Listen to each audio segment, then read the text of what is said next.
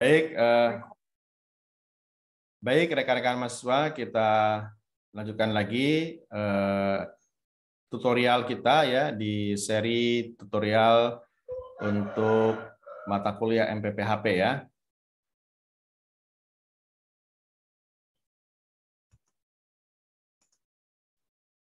Pada video kali ini ya kita akan lanjutkan ya tutorialnya untuk mesin dan peralatan pengolahan pertanian ya setelah kopi disangrai ya.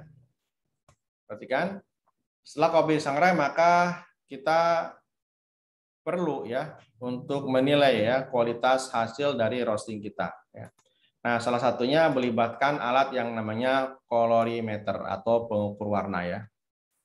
Nah, colorimeter ini digunakan ya untuk menilai ya kualitas dari hasil sangrai kita. Ini sebagai contoh ya. Jadi setelah kita sangrai, maka kita mengenal 3 jenis sangrai, ada light sangrai ya, ada medium sangrai dan dark sangrai ya. Nah, bagaimana kita menilai ya apakah proses sangrai kita sudah tepat ya? Maka kita bisa menggunakan alat yaitu colorimeter ini ya untuk membantu kita mengevaluasi hasil roasting kita. Nah, oleh karena itu pada kesempatan kali ini di tutorial kali ini kita akan mempelajari bagaimana prinsip pengukuran menggunakan colorimeter ya. Kita lihat dulu ya. Pertama kita harus memahami prinsip dari cahaya ya atau light ya. Kita ketahui bahwa cahaya adalah salah satu jenis gelombang elektromagnetik, yaitu gelombang yang memiliki muatan energi listrik dan magnet tanpa memerlukan media perambat ya. Oke, kita perhatikan ini adalah the nature of light ya. Jadi light sendiri atau cahaya bisa diperlakukan sebagai foton ya, sebagai materi ya atau partikel ya. Bisa juga diperlakukan sebagai gelombang ya, maka dikenal juga sebagai wave partikel ya atau gelombang dan partikel ya. Nah, sebagai gelombang elektromagnetik kita ketahui bahwa secara umum ada dua bagian cahaya ya, cahaya yang bisa dilihat dan yang tidak bisa dilihat ya. Yang invisible dan yang visible.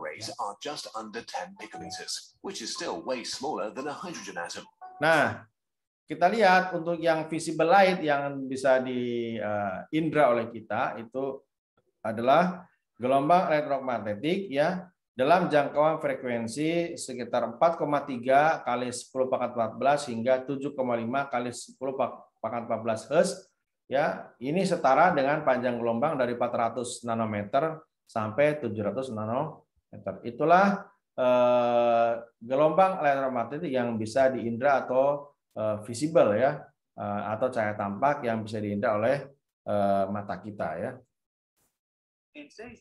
Ini ya. Jadi dari mulai merah ya sampai ungu ya atau Magiku Hibi New ya. Inilah range spektrum atau gelombang elektromagnetik yang bisa kita indra. Ya. Nah, untuk range sendiri adalah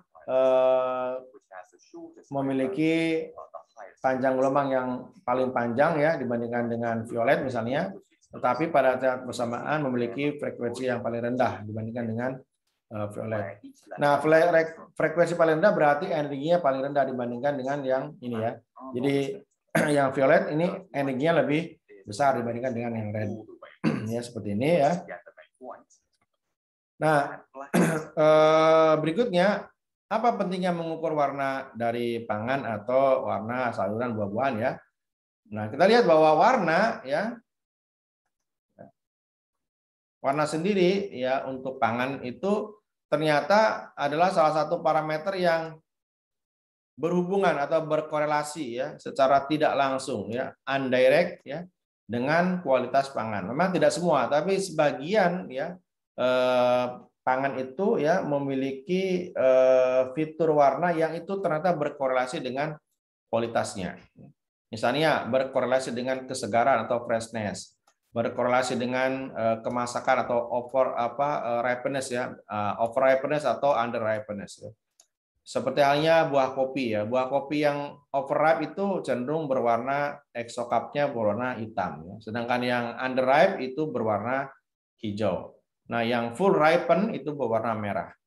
Sehingga warna ya atau fitur warna memiliki informasi penting terkait dengan kualitas dari buah kopi atau secara umum pangan yang kita hasilkan atau yang kita panen. Kemudian warna juga atau fitur warna berhubungan dengan keaslian atau kemurnian atau purity dari sebuah produk pangan dan lain sebagainya. Selain fitur warna dalam bentuk intensitas warna, ya maka warna dalam bentuk keseragaman warna itu juga merupakan salah satu ukuran dari kualitas pangan. Ya. Misalnya, ya buah tomat yang warnanya seragam berwarna merah itu menunjukkan kualitas yang lebih baik dibandingkan dengan buah tomat yang memiliki warna gradasi antara kuning dan hijau dan merah misalnya. Ya. Itu kualitasnya lebih rendah dibandingkan dengan buah tomat yang misalnya warna merahnya seragam ya. Nah, kemudian yang berikutnya ya warna pangan itu juga mempengaruhi preferensi ya. Bagaimana konsumen itu akan membeli atau tidak ya sebuah produk pangan. Misalnya ya tentu saja kita tahu bahwa hampir semua orang ya itu tidak suka dengan warna pangan atau makanan berwarna biru ya. Misalnya ya daging steak warna biru, kentang goreng warna hijau misalnya. Itu tidak umum ya, dan itu bisa jadi membuat konsumen menolak untuk membeli produk tersebut karena kita tahu bahwa misalnya kentang goreng itu warnanya adalah kuning keemasan gitu ya bukan berwarna hijau. Nah termasuk dalam kopi ya, perhatikan ini adalah kopi ya, bagaimana kopi itu juga keseragaman warna kopi itu mempengaruhi ya. Jadi misalnya untuk light roasting seperti ini ya, untuk medium roasting seperti ini warnanya ya kecerahannya, dan dark roasting seperti ini ya. Ini juga penting untuk menilai sehingga ketika ada biji kopi yang under roasted ya artinya belum sepenuhnya tersangrai, atau yang over roasted ya gosong, itu juga bisa kita bedakan ya. Nah, perhatikan juga warna buah nanas misalnya ya. Warna buah nanas itu berbeda-beda tergantung kepada maturity stage-nya dan ripening stage-nya ya. Seperti ini ya, ini ada proses ripening di mana dia berubah warna ya dari hijau ya mulai ya muncul warna kuningnya, semakin lama semakin banyak ya. Dan perhatikan ketika sudah full ripen dia akan berwarna kuning semua ya. Ini adalah menunjukkan perubahan ya warna berhubungan dengan kualitas dari pangan tersebut ya. Oke. Nah, terkait dengan keseragaman misalnya kita lihat bagaimana untuk kasus kopi misalnya ya. Jadi kopi ya kita lihat ini adalah contoh dari kopi sangrai ya.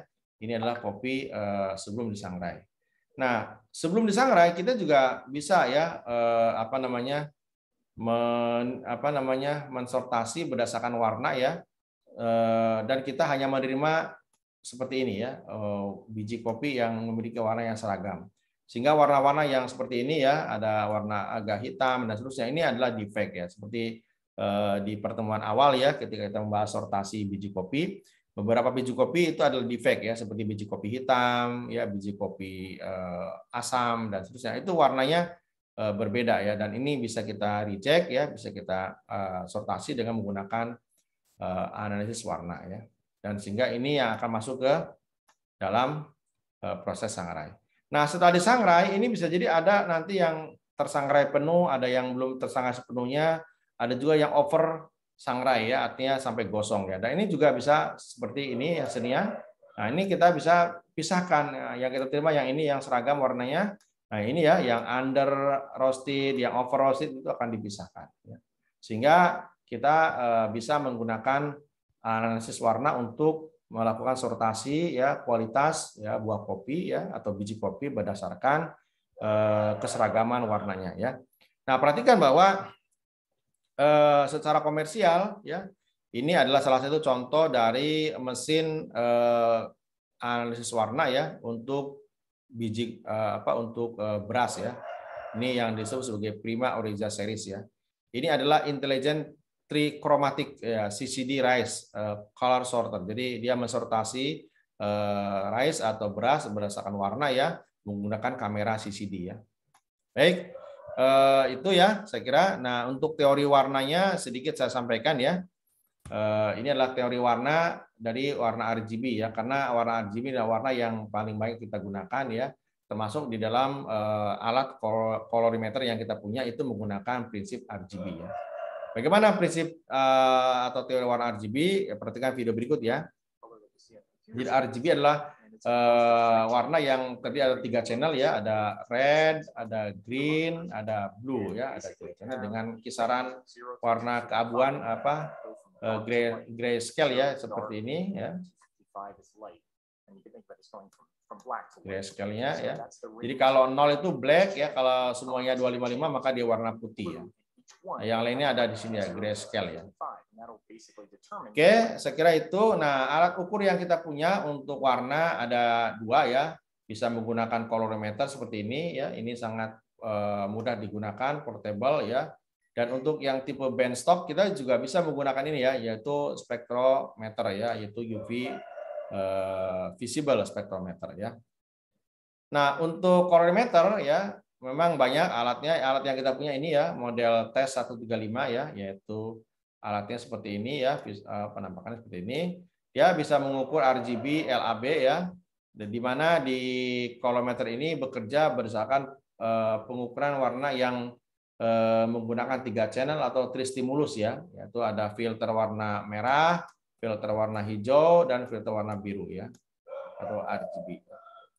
Dan ini dilengkapi juga dengan white reference ya, jadi mana white reference digunanya untuk sebagai standar putih ya dari colorimeter ini ya. Yang lainnya kita juga memiliki beberapa jenis ya alat colorimeter ya seperti ini ya. Dan sebagian besar alat colorimeter ini bersifat portable atau bisa dipindah ya, dan ringan ya beratnya. Nah, bagaimana sebenarnya dari cara kerja colorimeter dengan menggunakan prinsip tristimulus ya? Oke, ini saya kira sedikit gambaran bagaimana proses dari pengukuran warna menggunakan colorimeter tristimulus ya. Di mana sebenarnya di dalam colorimeter itu ada komponen pertama adalah sumber cahaya atau light source. Nah, light source ini adalah cahaya sumber cahaya yang memberikan cahaya putih atau polikromatik ya ke dalam sampel ya. Ini sampelnya kita di sini. Misalnya sampelnya pisang ya, pisang warna kuning.